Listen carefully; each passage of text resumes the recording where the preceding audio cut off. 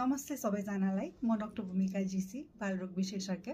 आज हामी कुरा गर्दैछौँ बच्चाहरूमा फैलिरहेको भाइरल ज्वरोको बारेमा। भाइरल ज्वरोका लक्षणहरू के हुन् त? उच्च ज्वरो आउने, टाउको दुख्ने, जिउ गल्ने, रुगा लाग्ने, खोकी लाग्ने, पखाला लाग्ने जस्ता लक्षणहरू भाइरल ज्वरोमा देखिन सक्छन्। भाइरल ज्वरो नै हो अथवा अरू कुनै सिरियस इन्फेक्सन हो, कसरी छुट्याउने त? हामी अभिभावकहरूलाई दुईटा प्रश्न सोध्ने गर्दछौँ।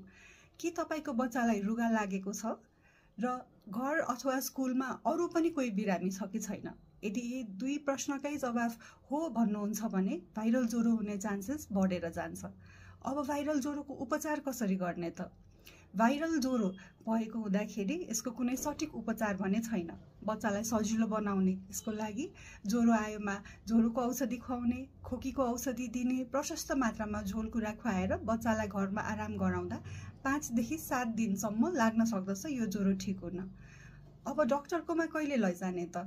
केही गरी बच्चा लोसे हुँदै गएमा, उच्च ज्वरो आइराखेमा, खोकी लाग्ने, घ्यार लाग्ने, छिटो सास फेर्ने, पिसाब कम हुँदै जाने जस्ता लक्षण देखिएमा तुरुन्तै बच्चालाई डाक्टरकोमा लैजानु पर्दछ, जसमा सेकेन्डरी इन्फेक्सनको शंका गरी डाक्टरहरूले एन्टिबायोटिक समेत प्रिस्क्राइब गर्न सक्नुहुन्छ।